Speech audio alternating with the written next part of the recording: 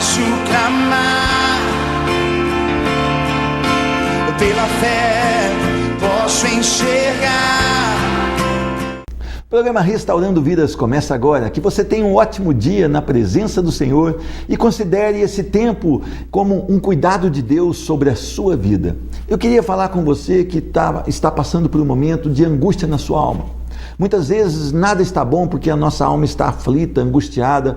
Temos pensado dia e noite em alguma situação e não temos visto a solução para essa situação. E isso traz essa angústia. A nossa alma fica abalada. Nada traz alegria aos corações. Quando eu leio aqui no Salmo 42, eu acho fantástico o versículo de número 5. Por que estás abatida, ó minha alma? Por que te perturbas dentro de mim? Espera em Deus, pois ainda o louvarei, a Ele, meu auxílio e Deus meu. Interessante, quando nós lemos esse salmo dos filhos de Corá, nós vemos que realmente passamos por situações assim, passamos por situações onde a nossa alma está perturbada. E quando a alma está perturbada, ela atinge tudo e todos que estão ao nosso redor, porque nós ficamos diferentes. Mas Ele tem uma solução, Ele espera em Deus. Muitas vezes as pessoas esperam em pessoas, esperam em alguma circunstância, esperam em alguma quantidade em dinheiro, mas quando você espera em Deus, você jamais se decepcionará e você realmente terá o sucesso na sua causa. Porque Deus é aquele que conhece o íntimo dos corações, é aquele que sabe o dia de manhã o que vai acontecer e é aquele que pode te levar em segurança até o seu destino. Estes homens aqui, que escreveram aqui, inspirados pelo poder de Deus, esse salmo, eles sabiam que a segurança real e verdadeira é somente em Deus, o nosso Senhor. Você já pensou nisso? Você já pensou agora em deixar a sua causa aos cuidados do Senhor? Continue trabalhando com aplicação, continue estudando com muita diligência, mas espere no Senhor. Você trabalha, mas quem dá a bênção ali do bom termo desse trabalho é o nosso Deus. Às vezes as pessoas trabalham 24 horas por dia, mas sem esperar no Senhor. Esse trabalho é vão, elas não conseguem juntar uma quantidade para comprar um bem material, elas não conseguem ter sucesso no seu trabalho e muito mais. A sua alma continua abatida. Mas quando nós descansamos no Senhor, apenas fazemos a nossa parte e deixamos que a prosperidade venha do Senhor, sim, Ele é fiel e justo no tempo certo para abençoar o seu trabalho, a sua vida, em nome de Jesus. Que Deus te abençoe e que esse dia seja um dia diferente, porque Jesus será aquele que vai acalmar o seu coração e a sua alma. Eu quero fazer hoje mais uma vez a entrevista com o Mário Francisco. Olha, o chamado ministerial dele foi tão forte que hoje ele vai à África pregar o Evangelho. Vamos passar então a essa entrevista? Posso clamar, pela fé posso enxergar. Recebo mais uma vez no programa Restaurando Vidas, pastor Mário Francisco Diniz de Oliveira, Pai do Senhor. Mais uma vez, seja bem-vindo, pastor. Obrigado. E mais uma vez para que o nome do Senhor seja glorificado. Amém. Pastor, semana passada o senhor disse que o senhor nasceu num lar totalmente desequilibrado, sua mãe era alcoólatra, o seu pai te abandonou. O seu maior sonho era ser chamado de filho, mas seu pai até então não havia lhe chamado de filho. O senhor não tinha nenhuma perspectiva. As pessoas olhavam para o senhor e falavam: olha, um filho de uma cachaceira e ainda engraxate não pode dar nada na vida. O senhor fez um projeto ousado e começou a vender tecidos, começou a vender para uma fábrica pequena e o senhor conseguiu um crescimento na sua vida financeira. Mas o senhor estava vazio, não tinha Jesus. Com certeza. Até que o senhor recebe o anúncio de Jesus através de um cabeleireiro e o senhor vai numa igreja e aceita Jesus como Senhor. Nós paramos aí semana passada. O senhor agora começa uma nova etapa da sua vida. O senhor tinha o hábito da mentira para ganhar, para conquistar. O senhor tentou usar a droga, não conseguiu, tentou beber, mas o senhor tomava comprimidos para dormir. O senhor não tinha uma paz dentro do seu lar. Não é verdade ou não? Não tem. Agora, como é que é o começo da caminhada com Jesus? O primeiro fato que acontece é que a Bíblia, eu vejo a Bíblia se cumprindo. Eu apaixonei pela Bíblia né? Eu me converti, eu já tinha um grande conhecimento de vida. Então ninguém me conduziu ou induziu a nada. Mas a palavra de Deus, eu comecei a vê-la se cumprindo a cada dia. E como a Bíblia diz também que a paz do Senhor excede o entendimento. Então, independente da situação que eu estava vivendo e que eu esteja vivendo hoje, eu sei que Deus está no controle, porque tudo é dele, por ele e para ele. Amém. Agora, pastor, o senhor falou uma coisa muito interessante. A palavra de Deus diz em Coríntios que o amor de Cristo nos constrange. O senhor foi constrangido por esse amor? Com certeza, né? A cada dia, o relacionamento meu com a minha esposa, o relacionamento meu como filho, eu aprendi, ainda estou aprendendo a ser marido, ainda estou aprendendo a ser pai a cada dia. Muitas coisas, como a Bíblia diz, né? Aquele que roubava não roube mais, aquele que minta não minta mais. Tenho procurado fazer a cada dia o que a palavra do Senhor diz, porque a palavra do Senhor, ela diz, né? Se atentamente ouvires e praticares da palavra. Eu tenho sido praticante da palavra e isso tem me dado uma alegria muito grande. Amém. Pastor, as pessoas quando olham para nós, elas desconfiam, por quê? Eu conheci essa pessoa ano passado, eu conheci há alguns meses, ele era diferente. Como é que é depois, para você reconquistar confiança? É, a mesma dificuldade que Paulo teve, né? Com certeza, de provar que teve. Mas eu tenho usado, Deus tem me usado para que se cumpra também um ditado, né? Ou um provérbio do mundo, que uma atitude vale mais que 1000 palavras. Tem um ditado também que fala, olha, se você não precisa pregar, apenas viva, né? Viva a palavra de Deus. Não pregue com palavra, mas com a vida. Não né? tem dúvida. E eu tenho convencido as pessoas ao longo dos tempos, através das minhas atitudes, através de comportamento como ser humano, e tanto é que, através desse amor que me constrangiu, isso que me deu poder, entre aspas, do mundo, né? Eu deixei isso tudo para trás para poder servir a Jesus. Agora eu quero entender, o que é deixar tudo para trás? O senhor estava numa fase muito boa. Isso. O senhor estava crescendo como empresário. Isso. E como é que é deixar tudo isso? Então, porque através desse chamado foi muito rápido, com 6 meses eu já fui convidado a assumir um núcleo, com 1 ano eu já tinha um culto na sede junto com o bispo, e então foi muito interessante o crescimento meu daquilo. Só que chegou num momento que eu estava dividindo entre fazer a obra de Deus e os meus negócios.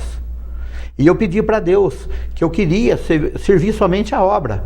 Mas os negócios eram tão emaranhados, dependia de um monte de circunstâncias, que sempre a gente arrumava desculpa para não servir. Para postergar isso mais um pouco. Para postergar esse chamado. E aí, nas minhas orações, Deus mandou para mim a solução. Ele mandou 2 assaltantes na minha casa. Como é que foi isso, pastor? Eu tinha uma empresa também em casa, eu tinha fábrica, loja no centro e uma empresa de distribuição de água, sucos em casa. Já tinha fechado a empresa, a hora que abre a porta, 2 assaltantes com aquelas máscaras, um revólver na cabeça da minha esposa, com meu filho, e o outro ali, eu falava para ele que eu ia dar o dinheiro, ele falou que não adiantava nada, que ele queria me matar, eu vou te matar, completamente drogado, e o cofre que está no banheiro. Com certeza, algumas pessoas devem ter dado a famosa fita, mostrou na onde que estava, no linguajar do mundo. E houve essa libertação. No momento bate na porta, com certeza, Deus permitiu aquilo, mas deu o escape, né? Que deu escape, né? Porque muitas são as aflições do justo, mas em todas elas eu dou a vitória, diz o Senhor. E aí bateu na porta. Eu pensei que era o 3º ladrão, porque a porta é um portãozão de vidro, de aço grande, e ele pensou que era outra pessoa, porque eles estavam só aí 2. Abre. E eu fui abrir ele com o revólver engatilhado assim na minha boca. Ele foi abrir, a hora que eu abri era uma senhora querendo comprar um galãozinho de água, que ela viu que fechou. A hora que ele viu que ele pegou ela pro cabelo e jogou ela para dentro. No que ele jogou para dentro, ele descontrolou. Esse era um magrinho, o grandão tinha subido com a minha esposa e com meu filho lá em cima. Eu pulei para fora, rodando como se fosse num filme, e tranquei ele lá dentro. E chamamos a polícia. Em resumo, houve o livramento, eles fugiram, nós chamamos a esposa, achei que todo mundo estava morto, porque ninguém respondia, mas eles estavam com medo, que era o bandido, que eles não sabiam o que estava acontecendo, se eram os bandidos que estavam mandando eu abrir. Mas houve o livramento, e dali para frente começa o ministério num tempo integral. E o senhor começou o ministério já em Campestre?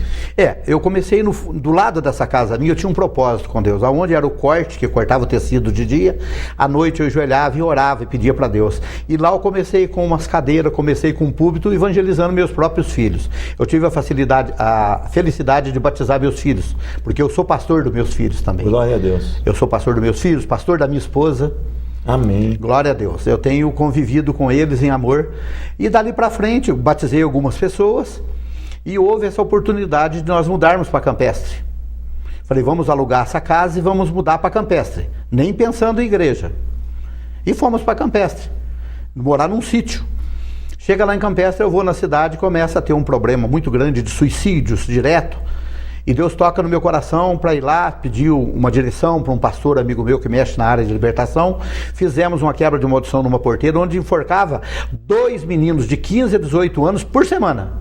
No segundo degrau da porteira. Eles tinham que se ajoelhar para puxar para trás, tão grande era o poder satânico que havia naquele lugar. Fizemos essa quebra de maldição e pela honra e glória do Senhor, ninguém nunca mais suicidou lá. Amém. Até agora, o dia de hoje. Agora, pastor, como nós temos apenas 3 minutos, o senhor também está com o ministério na África. Isso, olha para você ver Rapidinho. que ousadia. Como é que é isso? Olha que ousadia. Deus toca no meu coração com uma igreja com 40, 50 pessoas, não tem condição financeira para ir para lá. Mas Deus falava, você vai. E através de trabalho, pregando nas outras igrejas, ofertas, usando pessoas do mundo para estar me ajudando, e eu consegui ir na África o ano passado. E cheguei lá, evangelizei, compramos um terreno lá, deixamos pessoas batizadas, e levei 264 Bíblias. E esse ano, agora em setembro, nós estamos voltando. Se assim o Senhor o permitir, no mesmo chamado, e o mesmo Deus que proveu a primeira, vai prover a segunda. No nome de Jesus. Porque a obra que ele começa, ele termina. Então, estão começando essa caminhada. Hoje nós temos lá no Facebook, Projeto África em Minas. Então, quem quiser acessar e conhecer um pouco mais desse projeto, Projeto África em Minas. Em Minas. Não tem o nome de igreja, nós estamos lá como Igreja do Senhor Jesus. Interdenominacional. Interdenominacional. Batizando aquelas pessoas, falando do amor de Deus. Estou indo para um lugar agora na divisa com o Malawi também. Eu devo ficar 10 dias no Malawi e 30 dias em Moçambique. Porque no Malawi, nesse lugar, tem 500 mil pessoas aproximadamente que nunca ouviram falar de Jesus. Então quer dizer que às vezes a gente está confortável dentro de uma igreja, mas tem muitas pessoas ainda que não ouviram falar de Jesus. Muito, né? E a palavra do Senhor, ela nos ensina também, né, que até para que se cumpra a palavra do Senhor, né? Até que o evangelho seja pregado a todos.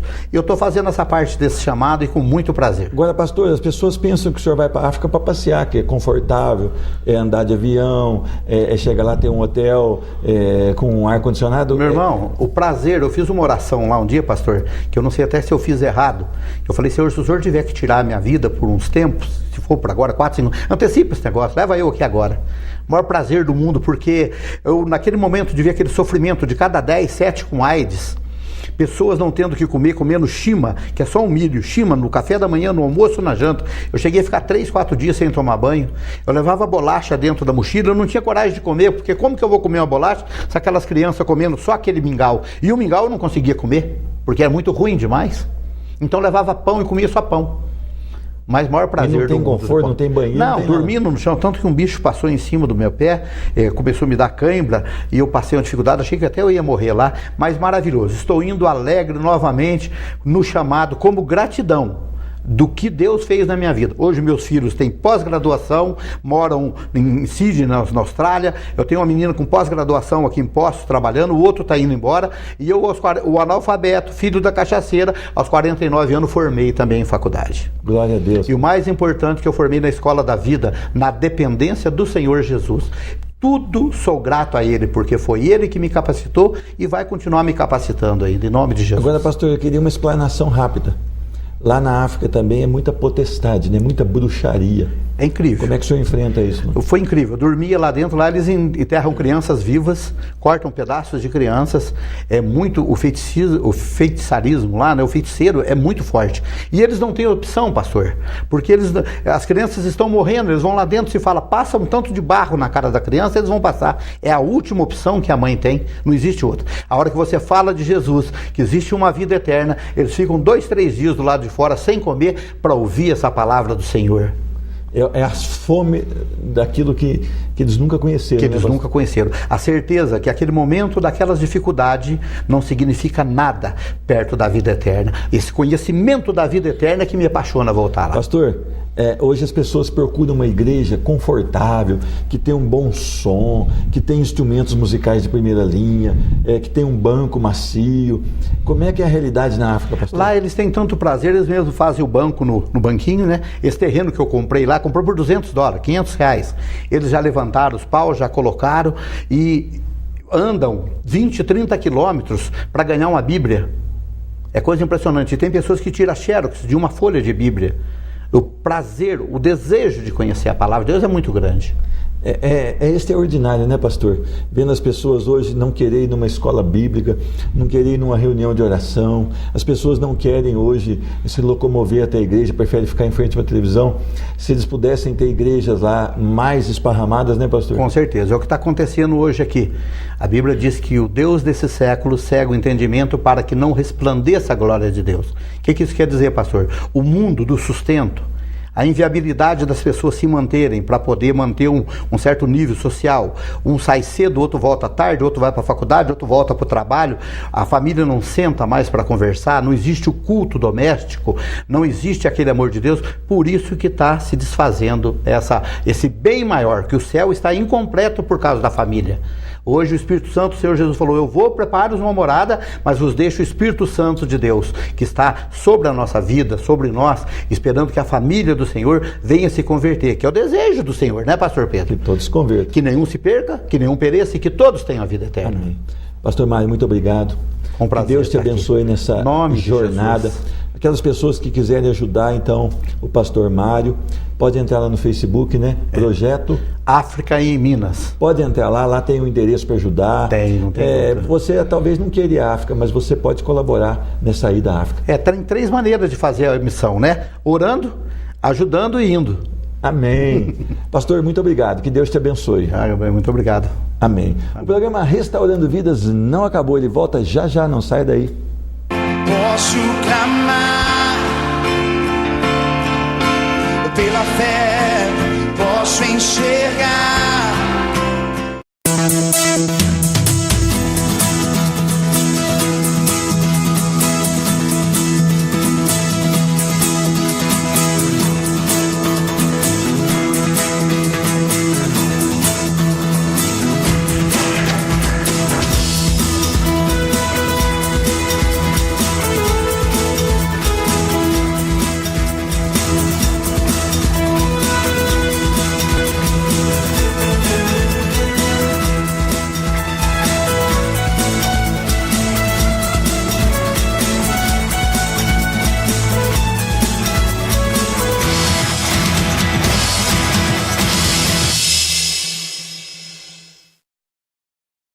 Posso clamar pela fé, posso enxergar. Eu quero ministrar sobre a sua vida a palavra de Deus, a palavra que fala do cuidado de Deus sobre aqueles que o buscam, que o temem e que se arrependem. Deus é aquele que tem prazer em te ouvir, Deus é aquele que quer pegar a sua causa e resolver, mas é preciso que você tenha a humildade de se achegar até o Senhor e falar: Senhor, sou pequeno demais, sou um pecador, preciso da tua intervenção sobre a minha vida, vem com teu cuidado, porque eu entrego toda a minha vida no teu altar. A palavra de Deus em Neemias, capítulo 9, fala muito sobre o arrependimento do povo. O povo se arrepende dos seus pecados e o povo busca um novo concerto com o Senhor. E é interessante que o povo lembra da caminhada do Senhor. Eu quero ler capítulo 9 a partir do versículo de número 21. Eu vou ler alguns versículos. Diz a palavra do Senhor: deste modo os sustentastes 40 anos no deserto, e nada lhes faltou. As suas vestes não envelheceram e os seus pés não se incharam.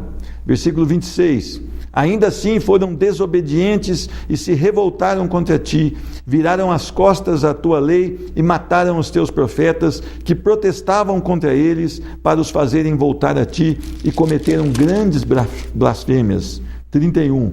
mas pela tua grande misericórdia não acabaste com eles, nem os desamparastes, porque tu és Deus clemente e misericordioso. 33. Porque tu és justo em tudo quanto tem vindo sobre nós, pois tu fielmente procedestes, e nós perversamente. Amém? Vamos orar. Senhor Deus, que a tua palavra hoje venha fazer diferença nas nossas vidas. Eu abençoo essa pessoa que assiste o programa Restaurando Vidas, que ela seja tocada pelo poder do teu Santo Espírito e que algo maravilhoso aconteça nessa vida hoje. Em nome do Senhor Jesus, faz um milagre sobre cada lar, sobre cada empresa, Senhor Deus, que tem um televisor ligado agora assistindo esse programa, em nome de Jesus. Amém. Em algumas caminhadas das nossas vidas, nós buscamos ao Senhor, nos submetemos a Ele, Ele nos dá o livramento e nós facilmente esquecemos e depois tocamos a vida segundo o nosso próprio coração, segundo o nosso próprio entendimento. Este é um erro que acontece na maioria daqueles cristãos, que têm buscado a Deus, mas que se esquecem de Deus quando tudo vai bem e se voltam ao Senhor quando tudo vai mal. A palavra de Deus diz que o povo, então, ele vê que Deus é poderoso, que Deus é fiel, que Deus é justo. E ele começa, então, aqui dizendo na palavra em Neemias, que o sustento do Senhor durante 40 anos, quando o povo era escravo lá no Egito, Deus então ouve o clamor do seu povo, ouve o gemido do seu povo e manda Moisés libertar esse povo. Esse povo então sai com a mão poderosa de Deus, envia ali as 10 pragas e Faraó então libera o povo para ir, e daqui a 3 dias o povo já está murmurando contra o Senhor. E aí o Mar Vermelho se abre e eles começam a presenciar dia após dia os milagres de Deus, o cuidado de Deus. Mas quando falta algum detalhe, ou falta água, ou tem algum problema, eles voltam a murmurar contra Deus, fazem até bezerro de ouro e colocam outros deuses na frente e no lugar do Deus vivo e começam a se desviar do caminho do Senhor. E a palavra de Deus vem nos mostrar aqui que Deus sustentou o povo 40 anos no deserto sem nada lhes faltar. Às vezes as pessoas correm muito atrás das coisas materiais, da saúde, mas esquecem que o básico, que aquilo que nós realmente precisamos, Deus sustenta. Não é preciso hoje nós estarmos tão ansiosos com as coisas. O povo está trabalhando tanto que os filhos se tornaram órfãos dentro de casa. O casamento ele está frágil porque não se encontram mais marido e esposa. O trabalho é tão forte, E os dois têm que trabalhar para manter um padrão de vida legal, aparentemente legal, que ninguém tem mais uma vida bem equilibrada no seu lar. Mas a palavra de Deus diz que eles caminharam no deserto, eles não estavam caminhando numa rodovia com aquela segurança, eles estavam caminhando no deserto, aproximadamente 2 milhões de pessoas caminhando, e Deus não deixou nada faltar. E é interessante que como eles não tinham condição ali de estar parando para confeccionar roupas, sapatos, diz a palavra que, nem suas vestes envelheceram e nem os seus pés se incharam. Então, eles sempre caminharam ali com as mesmas vestes. Às vezes, nós queremos colocar tantas coisas nos nossos lares que nós chegamos a duvidar do cuidado de Deus. Nós até atentamos ao nosso Deus. Nós temos tantos recursos hoje. Olha, hoje uma criança que está ali no colégio, 3ª, 4ª série, ela já tem celular, ela já tem tablet, ela já tem roupas de marcas. É tanta exigência hoje, sendo que o básico o Senhor nos dá. Nós não precisamos buscar com ansiedade essas coisas, nós não precisamos nos desdobrar tanto, porque Deus cuida de cada um de nós. Deus sempre cuidou do seu povo. Deus amava aquele povo de Israel, Deus escolheu aquele povo de Israel e Deus conduziu aquele povo de Israel por 40 anos no deserto, sem nada lhes faltar. A palavra do Senhor diz que, no versículo 26, ainda assim foram desobedientes, se revoltaram contra ti, viraram as costas contra a tua lei e mataram os teus profetas. Olha que maravilha, Deus manda os profetas para fazer com que o povo volte ao Senhor, e o povo mata os profetas, o povo volta as costas para a lei do Senhor, não quer relacionamento com Deus. O povo tem a memória curta. Nós precisamos lembrar que nós estávamos mortos nos nossos pecados, Deus enviou o seu Filho amado para morrer na nossa morte. O maior presente que um homem pode receber é o quê? a salvação. E o maior milagre que pode acontecer, as pessoas hoje buscam milagres e compra de casa e compra de apartamento e milagre de cura de câncer, isso é tudo muito bom, mas o maior milagre que você pode conhecer é um homem que estava condenado ao inferno, agora está salvo em Cristo Jesus pela cruz do Calvário. E Deus sempre se preocupou com o povo, sempre tentou buscar um relacionamento com o povo, mas o povo facilmente voltava as costas para o Senhor. E ainda assim nos dias de hoje. Como você tem sido com Deus? Deus se agrada da sua vida? Deus se agrada do modelo de vida que você tem levado? Quando Deus olha lá do seu trono de graça para a sua casa, para a sua vida, o que Deus fala? Eu me agrado no meu servo? Quando Ele mostra Jó, Ele fala, viste o meu servo Jó, homem íntegro, reto, temente a Deus e que não se desvia do mal. Agora, qual que é o veredito de Deus sobre a sua vida?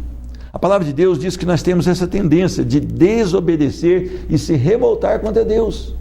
Nós precisamos aprender que a palavra de Deus é a única que pode direcionar os nossos passos. Nós não podemos andar segundo os nossos próprios corações, porque os nossos corações são enganosos. Busque a Deus, leia a palavra de Deus, olha, explore essa maravilha que você tem aqui, tente meditar nela de dia e de noite, porque ela vai encher o coração. O homem sempre foi rebelde. Deus liberta o povo, Deus conduz o povo no deserto, Deus não deixa nada faltar para o povo, mas o povo continua desobedecendo, o povo continua blasfemando contra Deus. Mas aqui diz algo maravilhoso, 31, mas pela tua grande misericórdia não acabastes com ele, nem os desamparastes. Olha como é que Deus é amor. Misericórdia, meu irmão, é não dar o que nós merecemos. Olha, às vezes uma pessoa vai lá ser condenada lá nos Estados Unidos à cadeira elétrica. Aí, pode ou não o governador ou o presidente ter misericórdia dessa pessoa, não é verdade? Misericórdia é o seguinte, ele mereceu ali pelo julgamento morrer, mas o governador falou, olha, não vai morrer, eu vou dar clemência a ele. E nós merecemos a morte. Mas pela misericórdia de Deus nós não fomos consumidos e Ele não nos destrói enquanto nós voltamos as costas para Ele, enquanto nós desobedecemos, porque Ele nos ama e Ele tem sempre uma mão de compaixão sobre a sua vida, sobre a minha vida.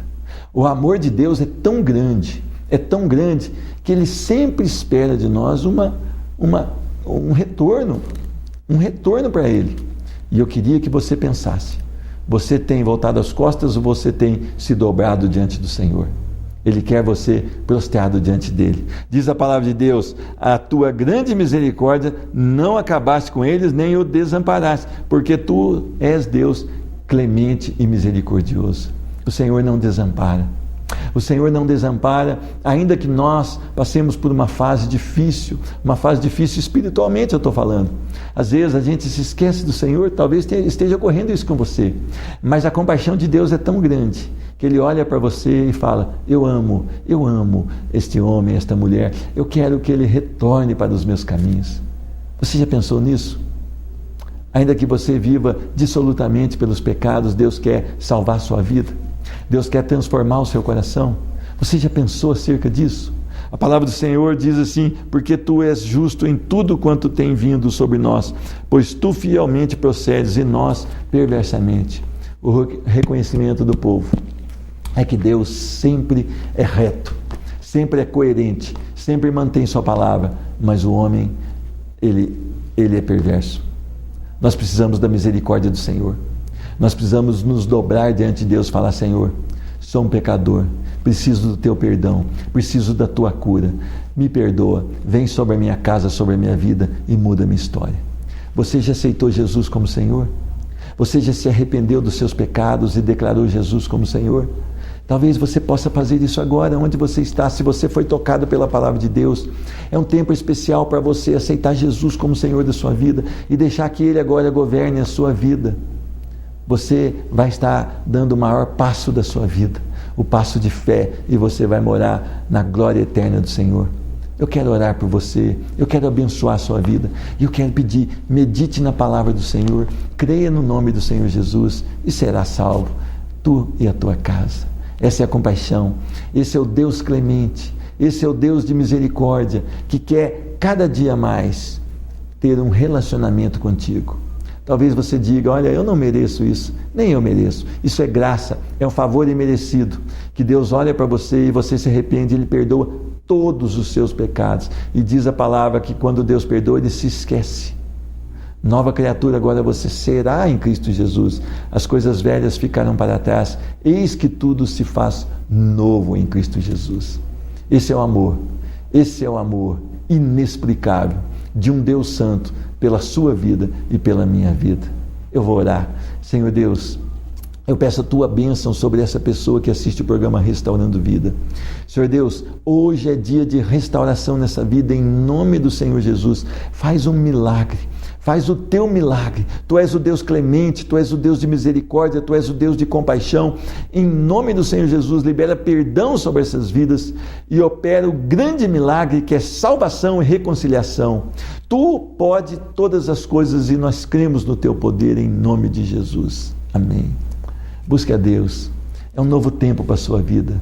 Eu te abençoo em nome de Jesus. Posso clamar